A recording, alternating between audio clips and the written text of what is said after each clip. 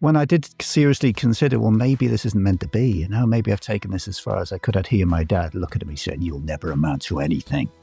And I think, really? Yeah. No. And I would be there putting the martial art gi on. I'd be down the dojo, and I could never, ever give up. And there were times where I thought about it. I really did.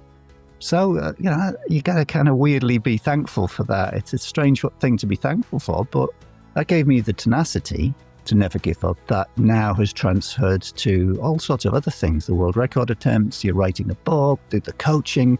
Every time I've reinvented myself and had doubts, I've got that inbuilt tenacity to never ever give up. My guest today is Curtis Rivers. At 11 years old, Curtis declared he'd become a Hollywood stuntman, and he did. With credits in over 230 films and television shows, including James Bond, what followed was an extraordinary career that earned him 2 Guinness World Records. But at the height of it all, he walked away. Today, he's a coach, speaker, and award-winning author helping heart-centered professionals rediscover their purpose, their path, and their freedom. Hi, friends. Welcome back to Call Cut with Angelique. Today, I have a very special guest that came to me through the fabulous Mike Asher-Branner and the Hounds of Business. His name is Curtis Rivers. Curtis, thank you so much for being on Call Cut with Angelique. I'm thrilled to have you here. Well, thanks for having me, Angelique. I've been looking forward to this one. Me too. And we had this fabulous conversation, and I just can't wait to get into all sides of Curtis because, friends, Curtis and I have a lot in common. We're both in the film industry, but also in the healing industry. And so I love when I meet a soul that has that beautiful cross synchronicity. And Curtis and I had that. So Curtis, tell everyone a little bit about yourself. So my background, my link to the film and TV industry was I started as an actor in my 20s on the run-up to becoming a professional movie stuntman. And I'd have to go back a little bit further, if I may, just to paint the picture and, establish where this is going, because unusually I wanted to be a stuntman when I was a small child. So literally at 10 years old, I started writing to different TV companies. You can imagine, felt tips out, pen on paper, tongue stuck out, holding the pen all wrong. But I did genuinely, and I've still got some of those answers that I got from the TV companies. When I was 12, I heard back from the British Actors Equity Association, and God bless them, they really took the time to explain.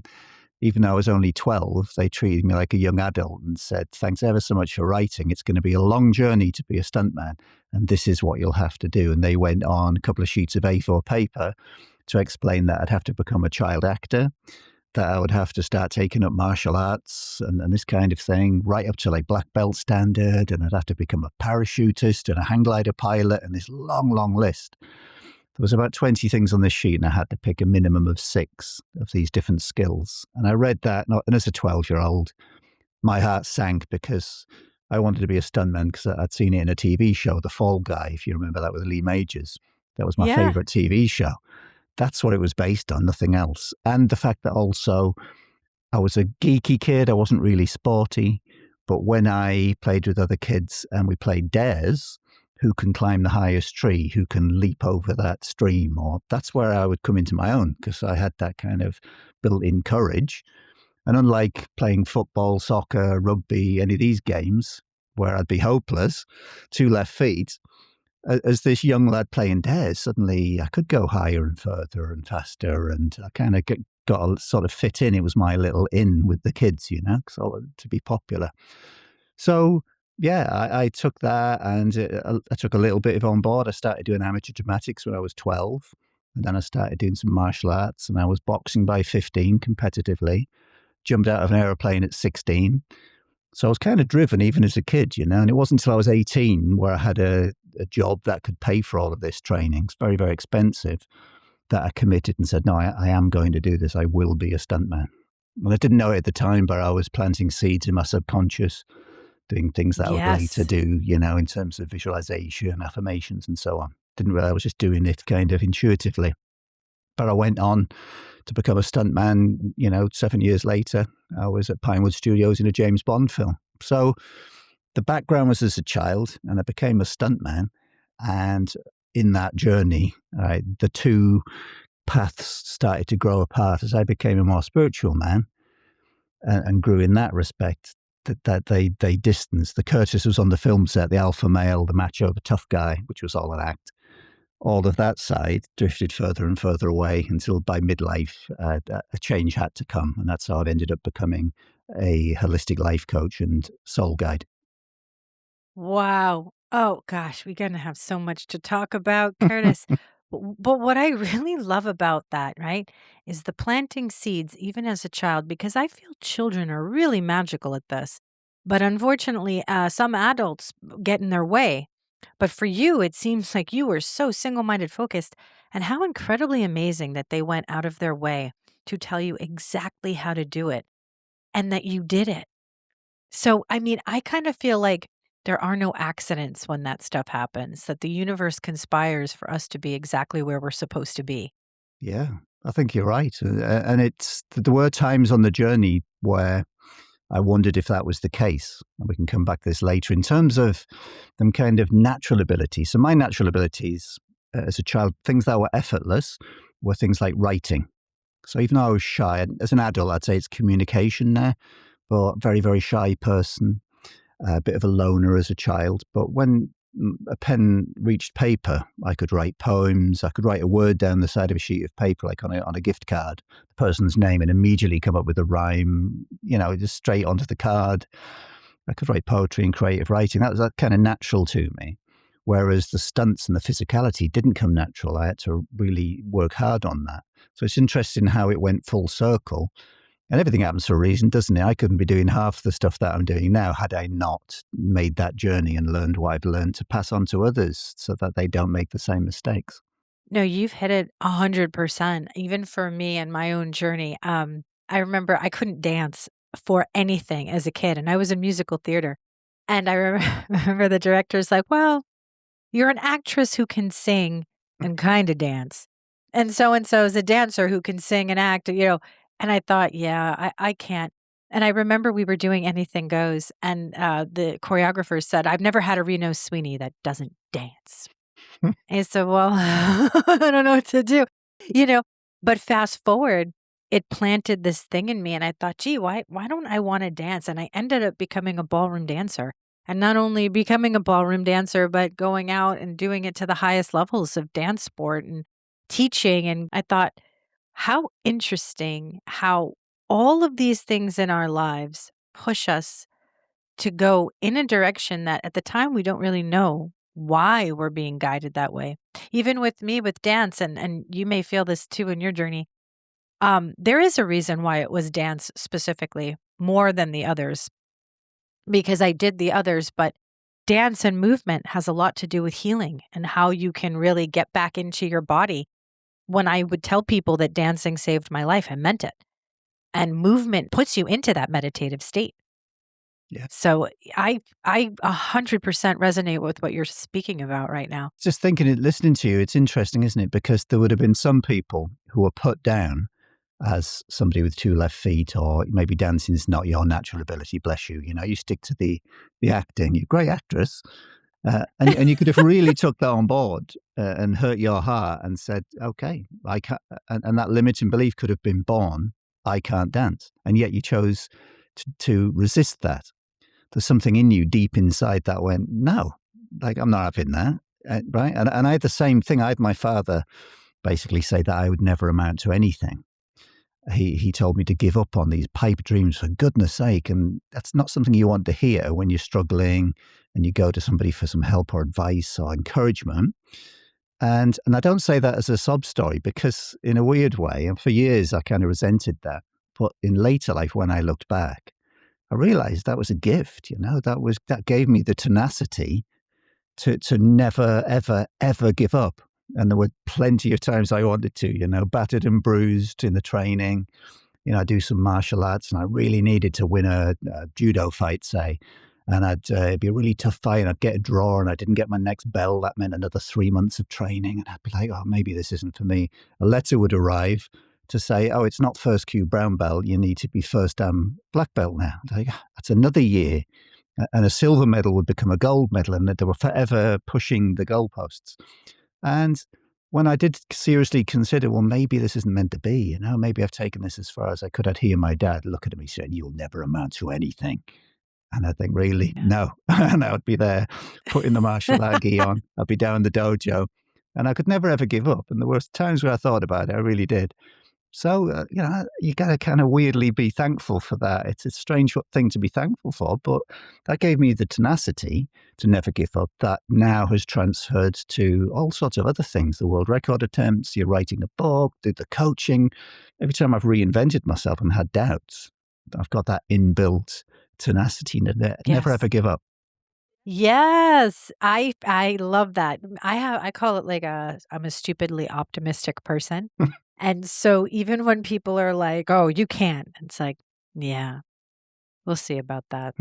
And but I've always had that. And my aunt used to tell this story that when I was 5, my brother and my cousin, they could ride bikes, like a two-wheeler, but nobody would teach me how to ride this two-wheeler.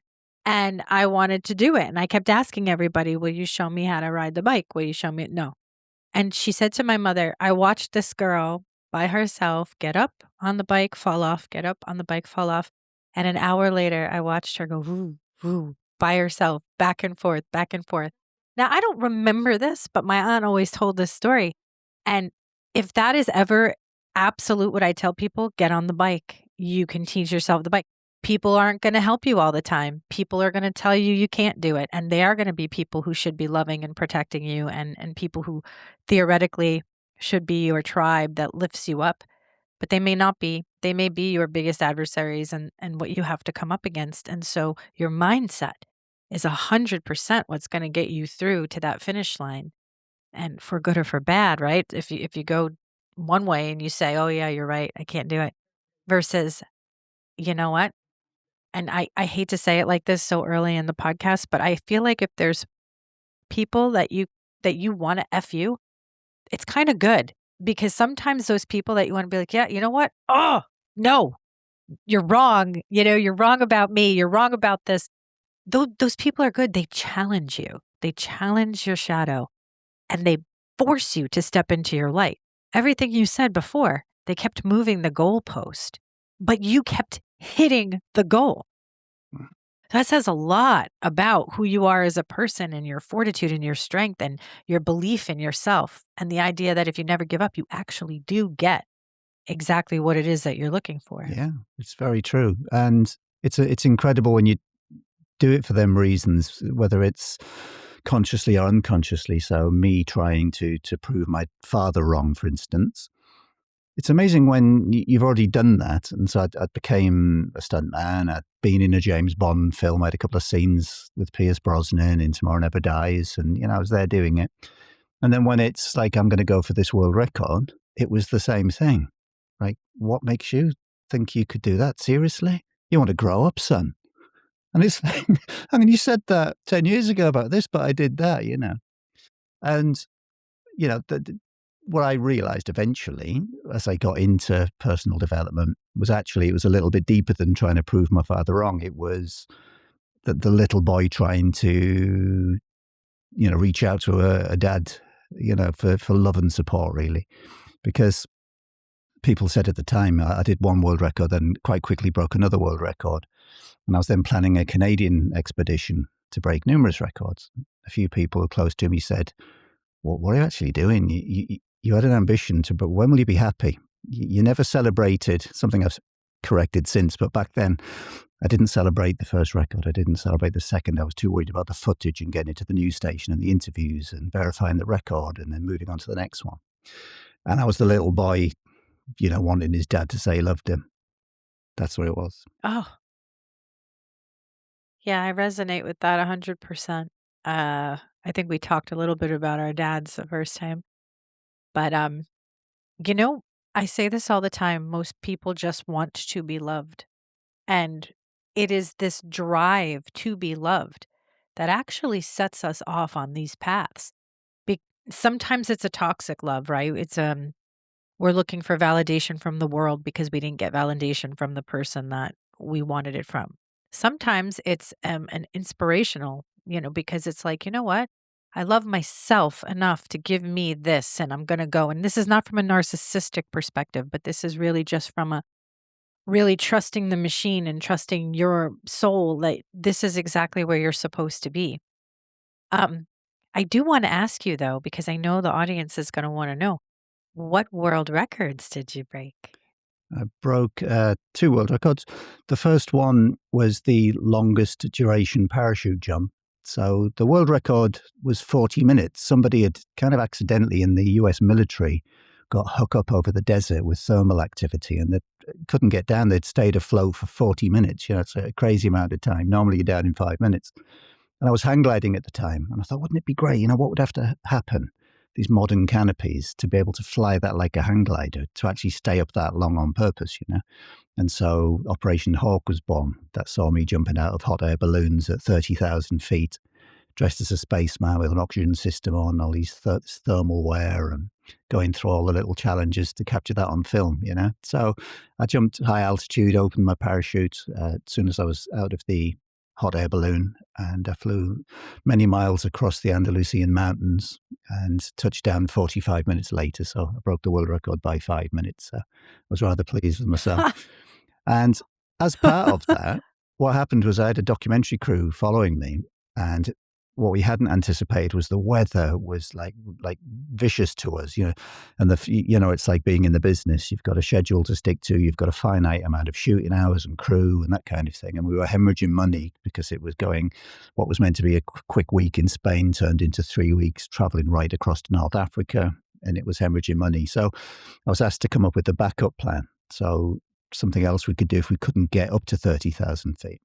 So I'd found a Guinness World Record of a bungee jump from a hot air balloon, and that was 8,500 feet above the ground.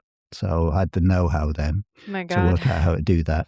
So we set about doing that, and then just as we were setting about to do it and rehearsing with a crane from jumping with a bungee cord on and a parachute, but going into an airbag, practicing on the ground, news reached us of a record at 10,500 feet.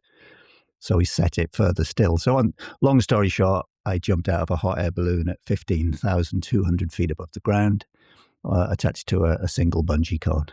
And after a number of bounces, cut away, and before I hit the ground, pulled the parachute and landed safely. So those were the 2 world records. Okay, Curtis, do you have video of this so we can link here? Because I I am going to want to see it, and I know people are going to want to see I'll it. see what I can dig out. They're quite low res, the ones I have, but I'll definitely have a little look, see what I can dig out. Yeah, see what you could find. That is incredible. And I so admire your tenacity because so many people would have given up along the way at so many different points, and you were consistently challenged and you consistently say nope, and you redirect. I mean, to be in the middle of doing this where you're like, okay, I'm going to go break the record, and they're like, oh, sorry, by the way, the record was just broken. So good luck. And you're like, okay, we're going to 15,000 feet. There are people who would have been like, damn it, forget it, and they'd be throwing the towel in, but you're over here like, great, move the Yeah. bar. And what's so interesting is your whole life, that was what was happening to you. It was constantly being moved. Yeah. So you were able to readjust so quickly and be like, no, I'm still going for this, friends. Yeah. Like, It's if it's it's become a great metaphor, really, for how things have gone on, in my private life, away from the film set. And as you're describing that, I was kind of inwardly smiling, thinking, yeah, gosh, I was stubborn. But later I've recognized that as tenacity. It was more than that. And that whole thing, goalposts will be moved. Things change, rules change. And like you say, you can be like, oh, I yeah, was going to do that, but that person beat me to it. Or you could, you revisit it the next day and, okay, how do we go further? No one's beaten that world record in over 20 years since I did that, because when that happened at 10,500 feet, I found out what's the highest you can do that without breathing oxygen, without jumping on oxygen, and that's the height 15,000 feet. Otherwise, you're bungee jumping, carrying an oxygen rig. So, yeah, I was pre-breathing oxygen in the balloon basket, took a big breath, leapt out, and parachuted down to the oxygen-rich air closer to the ground. holy hell, Curtis. Oh my God. I love it. I do. I'm over here like, oh, wow, that's that's a super complication. But talk about setting the bar and then keeping it there so that somebody who tries to come after you is like, sorry, you have to do it with an oxygen tank. But thanks for playing. Exactly. Oh, I love that. So how did all of this get you into coaching and helping people to heal? because I love whenever I talk to creatives, how they got there is always so interesting. Yeah, it wasn't like a lightning bolt moment for me, more a gradual recognition that those two versions of myself were moving far apart. So the, the the moment that I can recall where it really landed was doing a talk at my old school. So fast forward a few years after becoming a stuntman, broken a couple of world records. I think I'd just written a book, and my whole old form teacher, Mr. Gallagher, as I know him, now know him as Mark, but it was Mr. Gallagher, Sir. I was like mid-age, kind of still calling him Sir, because my old form teacher. But bless him, he remembered that I wanted to be a stuntman. Like I say, as a kid, it was common knowledge, and people would smile. That's all I was obsessed by, which is another good factor in achieving your dreams, right? Being completely obsessed, and it was all encompassing. Yeah. But he invited me back to do a talk at a school. And so I was, before they knocked the old school down, I was on my old school stage talking to the students. And I was brought in, I'll never forget it because I've never done a talk quite like it. It was the beginning of a journey of doing some speaking from the stage and keynotes and things. So it was very early days. I didn't really have a keynote together. I said, well, what do you want me to say? What do you want me to talk about? And we came up with this story of, well, let's pretend you're a local businessman, if you're up for it. Just come in a suit, so they just think you're an ordinary bloke. Just like, and it worked. I had these zero glasses on, with the blank lenses, a bit Clark Kent, and I would nudge these glasses, and I'd be all kind of like geeky, which isn't difficult for me, but I'd be all geeky. and I brought my diary in, and I said, I'm really embarrassed now that I'm here, but Mr. Gallagher over there, he used to be my form teacher. And he's invited me in to share with you what I wanted to do when I was your age. And these were kind of 14, 15-year-old, maybe up to 16-year-old students. And I said, now that I'm here, I agreed to do it, but I'm kind of embarrassed because, as I look in this diary, oh gosh, I'm just going to say it. I actually wanted to be a stuntman because I look so geeky and in the suit. And they thought, wow, this is a really poor area in England, in the Northeast, high unemployment, high teenage pregnancy in that school, 15, 16-year-olds. It was like quite shocking. So I go on to say that, and they're starting to think, who is this guy? And I said, I know, people laughed when I used to share this. You're bringing memories back. I wanted to do that. I wanted to be in a James Bond film, and they laughed a bit more. And I wanted to jump out of this hot air balloon. I'd seen this thing on the telly of these people jumping out from the edge of space, and it kind of lit something in me. But that's what I wanted to do, but I was scared of heights. I suffered from travel sickness. I couldn't kick a ball straight. So, and people are starting to get restless. Oh, get on with it. And I said, anyway, I didn't let that bother me. So if we just dim the lights and run VT, and then they run VT, of course, and they see me doing all of these stunts, my show reel, see me fist fighting James Bond and getting shot and falling off a submarine. And it goes quiet, and they see me like tentatively get to the edge of this step, high above the earth, and then leap off and pull this parachute. And then the lights come on. And there's like silence in the room, And it was marvelous. So I got their attention, and they stayed behind. And of course, the idea was to inspire them that, I was exactly in your position. High unemployment when I lived here. There just seemed like no hope. But, you can aim as high as you want, like anything's possible. And if this geeky kid stood here can, go on to do these things they said he would, then you can too. And that was the beginning. So there was one of the students stayed back afterwards. Pretty girl, popular girl, and she'd been teased for wanting to be an archaeologist. There was a show in England at the time called Time Team where they did these little excavations. And that was her favourite show, but she used to get, teased about it. But she said, after listening to your talk, stuff here, I don't care what they say. I'm going to do that. And I said, yeah, good on you. And I gave you some tips. Yeah, good for you. Ignore them. Explained what the people who used to tease me do now, which was like working a garage, tire fitting. Some of them were unemployed and they used to tease me. And now I'm traveling the world as a stuntman, Ignore them. It doesn't matter. And yeah, I got some feedback after I left there.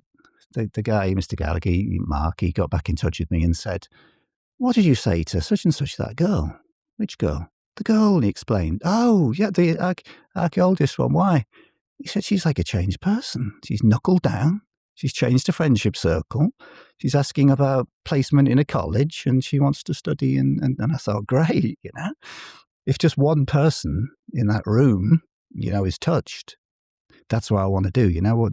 I want to feel like that again.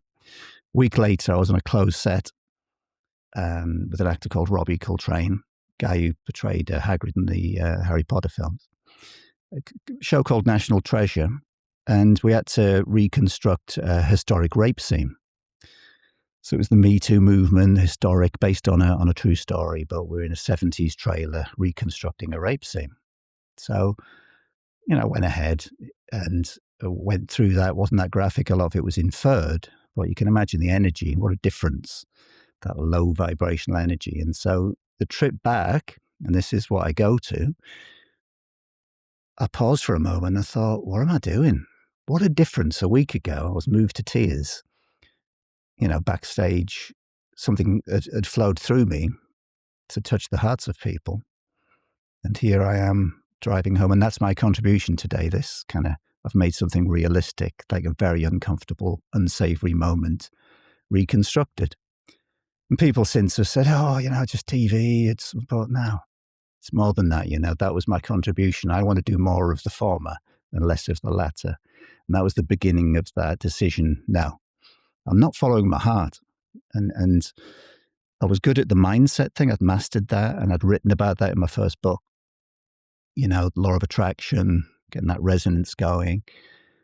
But I hadn't energetically involved the heart chakra yet, in terms of those thoughts projecting as feelings before they hit the solar plexus as aligned actions. So it was pieces of the puzzle just naturally coming in at the right time for me to make decisions to move away from that world and anything unsavory of a low resonance, to do the opposite, to work from a place of love, if that makes sense. Oh my God, it makes sense. And you and I chatted so much about, that business has got some dark Mm. energy on it. And, those of us that have been in it, even at the very small fringes of it, and then all the way, you really know how incredibly dark it can be. And when I hear people tell me all the time, oh, I'm going to get an Oscar and I'm going to this and I'm going to that. And it's like, you can step into the demon's realm if you want. But the world has come into a place right now where the gatekeepers are gone, and the way you can get yourself out in the world is many, many, many different ways without having to sell your soul, without having to be unaligned, because it's so true. One of the things I do not do are horror films, right? It's not my thing. And I remember this one time, at the time, this person was a friend of mine, and he had sent me his script. And I was like, all right, maybe we'll produce this. And I remember my producing partner, a female, my best friend's like, why? This is a horrible thing. The whole script is horrible. She's like, not to mention it's terribly written and I'm, rooting for the bad guys. She's like, she said, but you are not in alignment with this. This is not you. This is not the kind of stuff you like to do. I really had to have that, come Mm. to the goddess moment, because it was like, oh, yeah. Am I just doing this because a friend wrote it and I'm trying to help a friend? Or do I need to really be in alignment with where my heart is taking me for the kinds of things Yeah. that I want to do? So I 100% understand that. And that energy that you had to sit in, and this is what people don't understand, even about the stuff that they watch, that is heavy energy. Yeah. Because even reenactments are heavy. I mean, you're back in it, and everybody is experiencing this again. And what's so interesting about acting is behaving truthfully under imaginary circumstances, but they're not really imaginary, because when you're doing a film, you're recreating that circumstance and you're actually re-traumatizing. It's such an interesting Yeah. energetically, right? And of course, none of us know this. Um, but we're like, oh, we're making a movie, and we're like, Jesus Christ, why do I feel like I'm going to cry? And but not for the Yeah, good I would reasons, right? I would really feel that. I mean, and as you say, you've got your method actors, you've got very modest actors. I worked with Sir Anthony Hopkins, like really gifted actor in my opinion, who just is almost one of those. Oh, I just learn my lines and remember not to bump into the furniture. But he goes somewhere, and we've all got our different techniques, but effectively, you want to cry. Like early days, you're going back to something traumatic in your life. You're going to that place, And as you and I both know, the subconscious mind doesn't know the difference between real and imagined. So it's taking on that and storing and sometimes opening old wounds. There's also, that kind of energetic things going on around that most people don't know. You're becoming a magnet for that too with these darker activities. And unless you're very good at energetic protection and that kind of thing, that can be problematic and accumulative, working in that murky world. So yeah, that these things, and going back to what you said about why am I doing this? Am I taking this job because it's a friend? I'll be completely honest. I was doing it for the money at a certain point, and that told a lot to me. When I would say that, why am I doing this? I said I wouldn't work for that guy again. Why am I on this movie?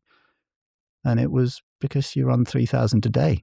That's the only reason you're here. You don't want to be doing that because at the time you were second unit directing for a little bit less for that friend and enjoying that way more, much more aligned. But you've jumped on this because you were offered, 2 months at a few thousand a day. And that's why. Just one last one then, top that up, pay that off, replace that car or wherever nonsense it was. Yeah. And because it never is until you just one day go, enough. And I remember doing that on a set and telling everybody, this is it. And I haven't been back since,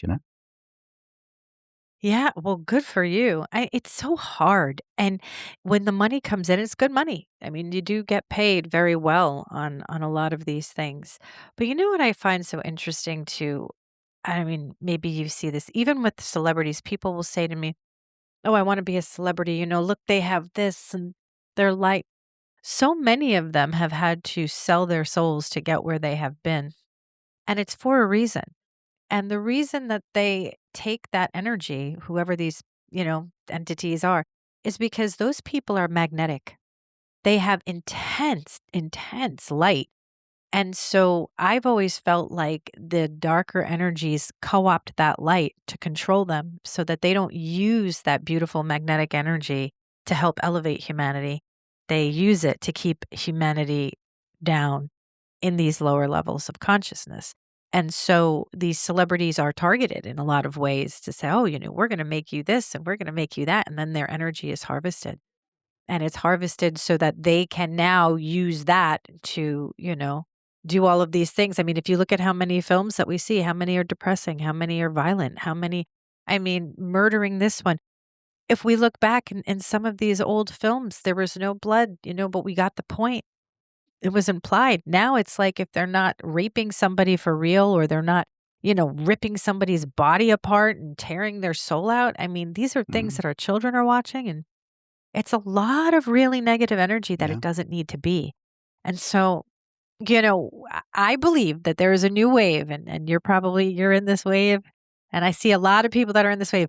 There's a new wave of what celebrity is going to be, and I do think it's people who are helping other people get back to their light, back to who they really are, whether they're doing it through coaching, whether they're doing it through, film, television, whether they're doing it even, just by going out on social media and talking. I do believe there's a lot of healing energy that's starting to come in. Totally agree. Yeah, I find it exciting rather than depressing. Where's the world going to? It's going to hell in a handbasket. The nuclear war imminent. Iran, yada yada yada. I reject that and choose a different timeline to focus on and align with. One where there's a remembering and the unshackling of the false realities. And they're out in the shadows, these people. Like how are you and I talking about this now openly, where hundreds and thousands of people in the fullness of time can hear these words and do their own research? There was a time where it existed purely in the shadows. And if you alluded to, vampire type, energetically speaking, beings, gaining sustenance from pain, you'd be left out of the room. But it's real on a certain level, the perpetrators Yes. of the fake reality. Take that away, the real, what people are calling the new earth and the new, as you know, that was the original Yep. pre the false realities Yes. putting into place. So it's a remembering coming. There's a lot of people being born and coming down to earth now with that mission. I feel like I'm one of them, to be a part of this great fireworks show that's coming very soon. It's already happening. So I seek to find the good in it all. and to watch with glee the demise of the people who've stepped out now. They've done too much too soon. People are aware of the 2030 agenda. That's not going too well for them. And, there'll be some challenges before it gets better, but, the cat's out of the bag, as it were. And for those with eyes to see and open hearts to really be a beacon of love to everybody that they meet, but by their actions and everything they say and do, then it's only going to go one way, and that's the unshacking of the false reality and an end to all of that nonsense, finally, after lifetimes. Yes. Amen. Amen, brother, because this is one of the things we are actually here for. This is what everybody who's on earth right now is here for this grand finale that's now going to go into this beautiful new beginning. And what you said is, I mean, the most important part of it. It's what you're choosing, the timeline you're choosing. I wake up in the morning and I hear, my husband likes to listen to all this stuff. And he's like, "Oh, did you hear?" I'm like, "I don't care about any of this. I don't care what the president is saying. I don't care what another country is saying. I can't care about it. You know what I care about? This beautiful backyard I have with the birds and the trees and the flowers. I care about putting a piece of writing out in the world that's going to help inspire somebody who's feeling bad about themselves. I care about my child. I care about other children. I am not getting caught up in this lower vibrational energy of BS, because if we do, we drop our consciousness. And I know you're going to understand what I mean by this. The heart chakra is actually what's been taken captive by all of these false realities. They hijack our heart consciousness. Every time you see a tragedy, people being killed, genocides, wars, the entire Epstein files, for God's sakes, all of these things are designed to attack your heart chakra. Because when the heart chakra goes down, and I'm going to get emotional saying this, you may too, but when the heart chakra goes down, so do we. Mm. It's our last line of defense. And a lot of people don't know that, but that protect your heart, it doesn't come out of nowhere. Not only does it have to be protected, but it has to be shielded, and it has to be fortified. Mm. And we have to make it stronger and stronger. And we do that by aligning with love, as you said, putting ourselves with people who express the same way, putting ourselves in situations that express in that consciousness. And that's how we rise. And we do step into whatever mission, anybody's supposed to do here through that lens, not through the lens of greed, power, control, and fear. 100%. And a lot of my work centers around that, I should add, for men listening, that doesn't exclude us, I'm kind of still the tough guy. I've still got the martial arts belts, I've still got decades of fighting and boxing and that kind of thing. I choose to exude love and care and happiness, and I've got an open heart. And we all have like a sacred masculine and a sacred feminine, and I embrace both and balance both. I can be a strong man and protective, but I can stand tall also. In my sacred feminine, just the same, like a spiritual warrior. I can be strong and protective, but a kind, caring, loving individual. And all men can, and all women can. There's that balance, because you got toxic masculinity with women, like hard-ass business women, they're burning the candle at both ends. They can have that and need to balance their masculine and feminine too, So that whole, you're spot on with everything you're saying, to open that heart chakra. It doesn't matter whether you're a man or a woman. You can show emotion and be kind, caring, and loving, and all of these things. And that is the antidote, to the pain and the fear that's fake and drawn upon.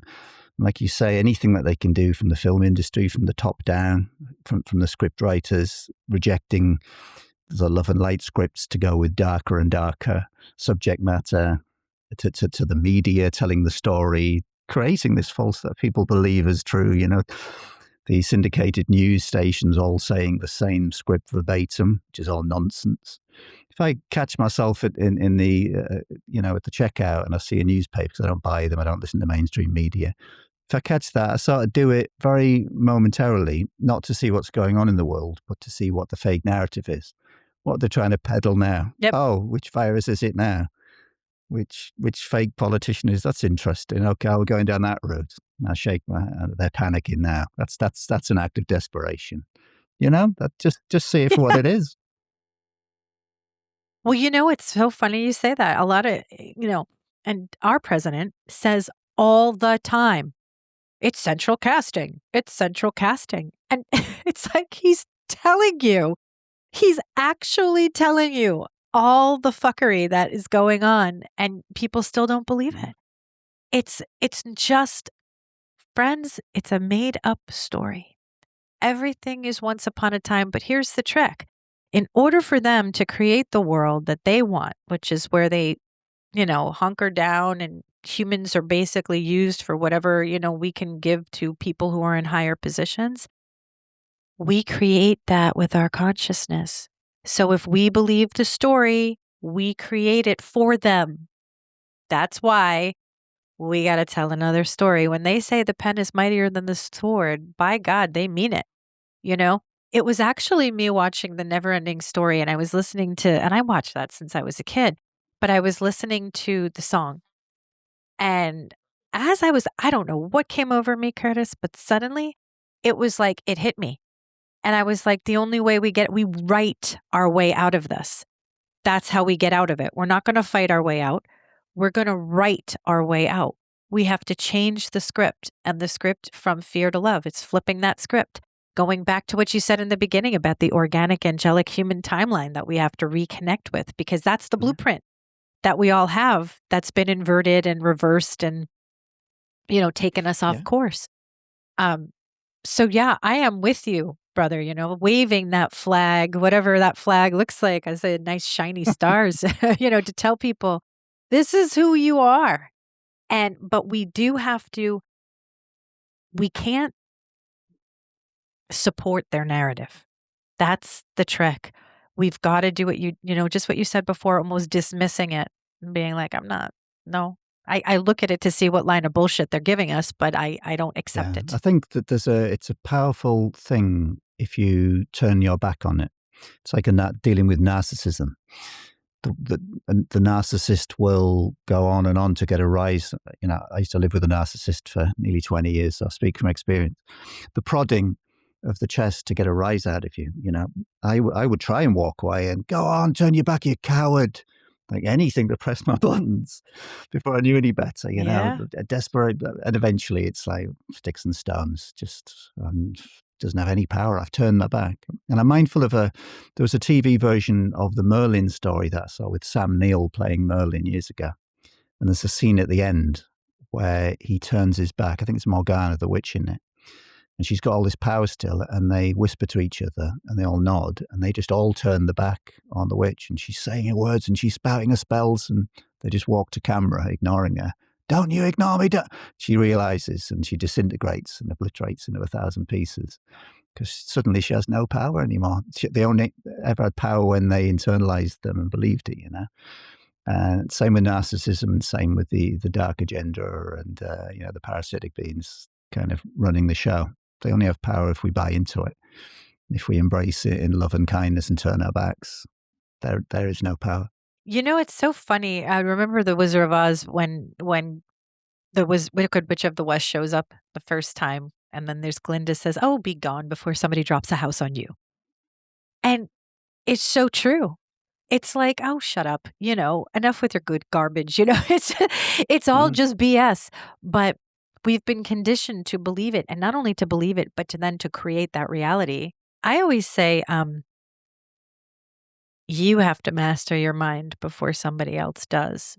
Because if you have full control over your mind, which I truly believe is actually in the heart, and you have full control over that narrative, nobody's going to take you off that course.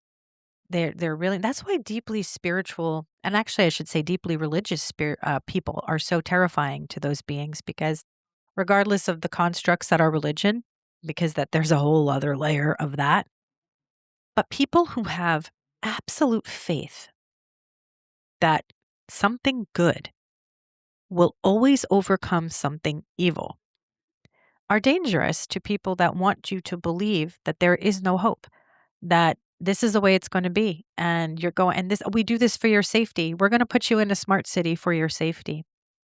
Oh, we're going to take all your property away and make sure you own nothing for your safety. Oh, we're going to send out we're going to change your food. We're going to put all these toxins in it because it's good to preserve. It's all for your safety, right? Everything is for your safety. When in reality, it has nothing to do with that. So I do believe that humanity needs people like you, other people who are coming into this world and been here with their eyes wide open and their hearts wide open, because the two eyes can't unsee what the third eye sees. Once you're there, and there's no going back. It's only going forward. And that's why I'm with you that this is going to be an exciting time. Scary at times, but the kind of scary where you're like, oh, okay, that was frightening. Okay, exactly. We're moving on. Not the kind, not the kind where you're hiding and you're like, oh my God, I can't make it. Like a nervous excitement, that these things are happening, and it will really kick off soon. And it's kind of like, well, you know what? That's what we're here for. Bring it on. Let's do this.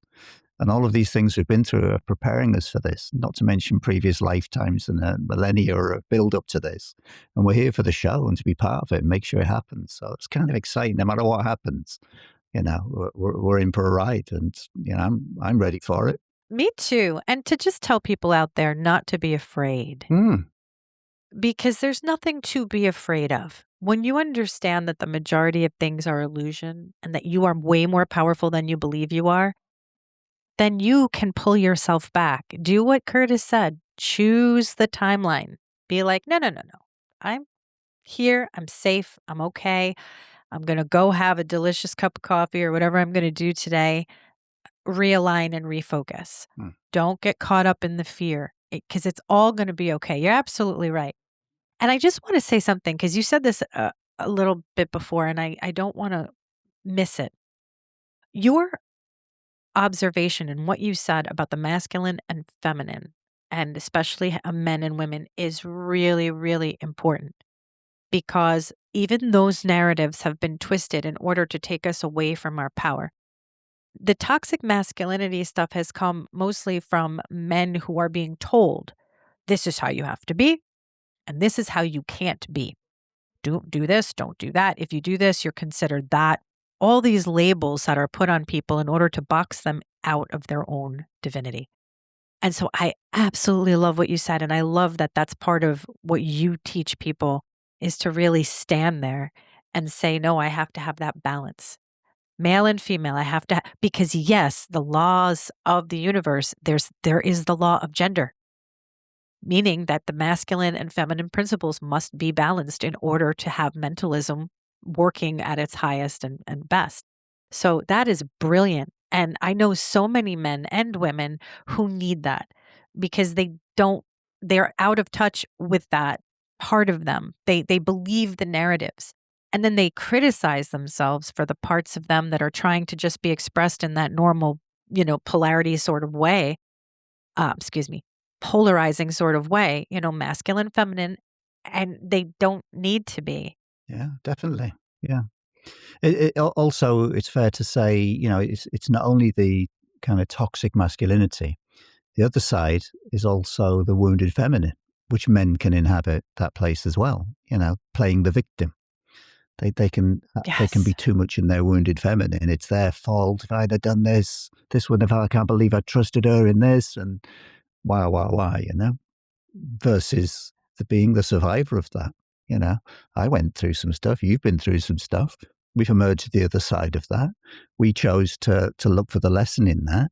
Maybe not immediately, but we can look back and dust ourselves down and go like, wow, I'm not a victim of X, Y, and Z. I'm a survivor of X, Y, and Z, Yes. And that's empowering. Yes. On we go. That balancing, of the masculine and the feminine. So it doesn't matter what sex you were born.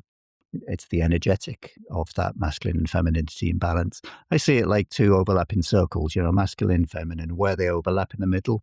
The Vesica Pisces, that's fun. The Vesica Pisces. Yeah, yes. That's where I want to be, somewhere in there.